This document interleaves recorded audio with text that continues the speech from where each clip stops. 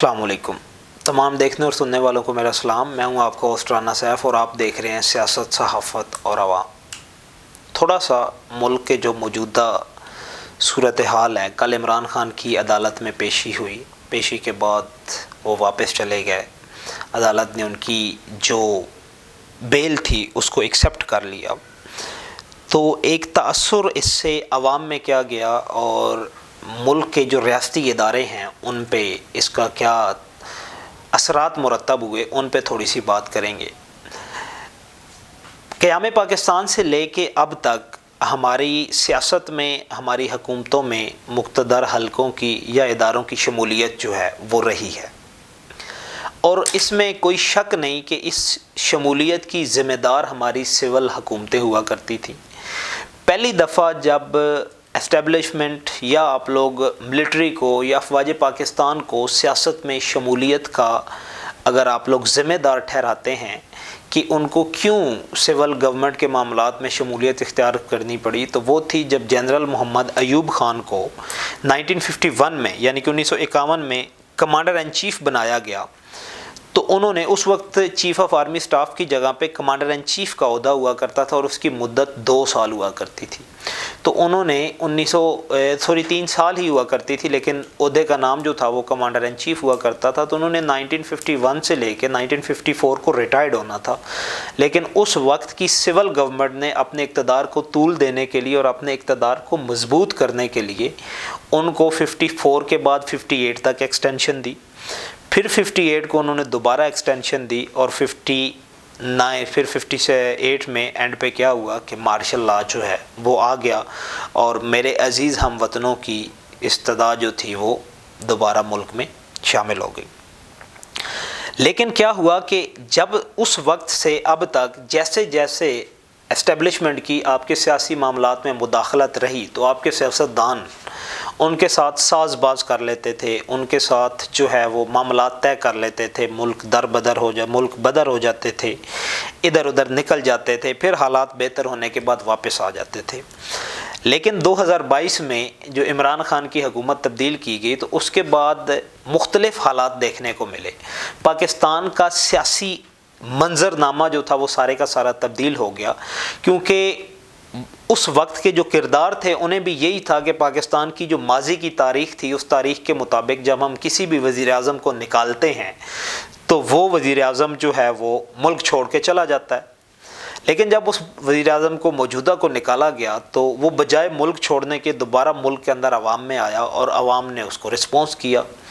تو یہ پہلی دفعہ ایک الارمنگ سچویشن تھی ملکی اداروں کے لیے، اور انہوں نے اس کو ایک جو ہے وہ پریشانی میں مبتلا کر دیا اداروں کو کہ یہ حالات جو ہیں وہ آہستہ آہستہ چینج ہوتے گئے۔ پھر کیا ہوا کہ کمپین چلانا، عمران خان وفاقی حکومت سے نکلا، پنجاب حکومت سے نکلا، بظاہر جو تھا سخت حالات پیدا کر دیے گئے، لیکن وہ ڈٹا رہا کیونکہ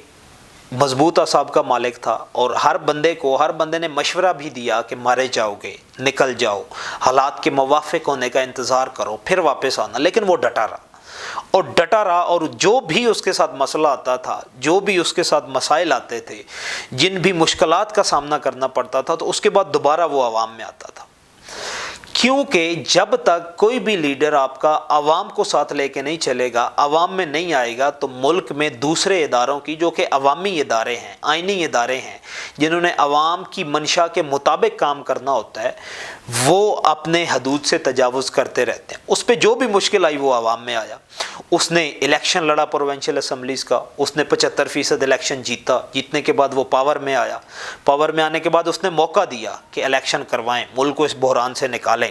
لیکن کوئی بھی نکالنے میں سنجیدہ نہ ہوا۔ اس نے لانگ مارچ کیا، اس پہ گولیاں چلی، کہا ڈر جائے گا، بھاگ جائے گا، نہیں بھاگا،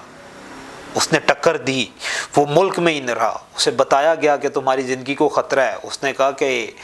موت جو ہے وہ اللہ تعالیٰ کے ہاتھ میں ہے، جب تک میں زندہ ہوں میں اپنے ملک میں رہوں گا، وہ پھر ڈٹا رہا۔ اس نے الیکشن کی ڈیٹ مانگی، اسے نہیں ملی، ضمنی الیکشن ہوئے، اس نے پے در پہ اس نے ضمنی الیکشن جیت کے دکھائے جو کہ جمہوریت کا حسن ہے، پھر اس کی ڈیمانڈ نہ مانی گئی، اس نے بالآخر آ کے پنجاب کی دونوں اسمبلیز توڑ دی، توڑنے کے بعد ایف آئی آرز کاٹی گئیں، ان کے لوگوں کو ہراساں کیا گیا، ان کے عزت نفس کو مجروح کیا گیا، لیکن وہ ڈٹا رہا، اسے دھمکیاں دی گئیں، تمہیں مائنس کر دیا جائے گا، تمہیں نائل کر دیا جائے گا، وہ ڈٹا رہا، اسے جب بھی کوئی مشکل پیش آئی وہ عوام میں آیا اور اس نے ٹکر دی۔ اب مسئلہ یہ ہے یا اس مسئلے کا حل یہ ہے کہ اب مان جانا چاہیے کہ ملک میں قائد اعظم کے بعد عوامی لیڈر ایک اور آیا ہے، اور سیاست سے، صحافت سے اور اپنی ذاتی پسند اور ناپسند سے باہر نکل کے ہمیں یہ سوچنا پڑے گا کہ واقعہ وہ پاکستان کا مقبول ترین لیڈر ہے اور عوام کی اکثریت اس کے ساتھ ہے، اور اکثریتی جماعت کو اقتدار دینا چاہیے، الیکشن ہونے چاہیے۔ اب یہ ٹیسٹ کیس ہے ہمارے اداروں کا کہ وہ اس ملک میں الیکشن کرواتے ہیں یا دوبارہ اللہ نہ کرے اس واقعہ کو دہراتے ہیں جو 1970 میں یا 1970 میں اکثریتی جماعت کو اقتدار نہیں دیا گیا تھا، اور اقتدار کو طول دینے کے لیے، اپنے اقتدار کو طول دینے کے لیے الیکشن کروانے کے بعد بھی اسمبلی کے اجلاس نہ بلائے گئے، اور اس کا رزلٹ جو تھا وہ ہم نے دیکھا، پوری دنیا نے دیکھا، پاکستان نے دیکھا کہ اس کا رزلٹ جو ہے وہ کیا ہوا کہ پاکستان جو ہے وہ دو لخت ہو گیا۔ اب بھی ٹائم ہے کہ جو قانونی ڈیمانڈز کی جاتی ہیں تحریک انصاف کی طرف سے یا عمران خان کی طرف سے اس کو ماننا چاہیے، پروونشل لیول پہ الیکشن کروا دینے چاہیے، تو یہی اس ملک کی بہتری اسی میں ہے، ان اداروں کی بہتری اسی میں ہے، اس ملک کی سلامتی اسی میں ہے کہ الیکشن ہو جانے چاہیے۔ اگر وفاق میں نہیں ہوتے تو صوبائی الیکشن جو ہیں وہ ہونے چاہیے، اور یہ پوری کی پوری ذمہ داری ان اداروں کی ہے کہ جو ہمیشہ سے ہی ملکی سیاست پہ حاوی رہے ہیں کہ اقتدار جس کا حق ہے اس کو سونپ دیا جائے۔ انشاءاللہ ایسی جنرل گفتگو جو ہے نیکسٹ ویلاگ میں بھی ہم لوگ کریں گے، اور آپ کو بتائیں گے کہ اب حالات کس طرف جا رہے ہیں، کیا ملک میں ایک محفوظ اور ایک جو ہے معتبر جو سیٹ اپ ہے وہ آئے گا اور ملک بہتری کی طرف جائے گا یا نہیں۔ اللہ حافظ۔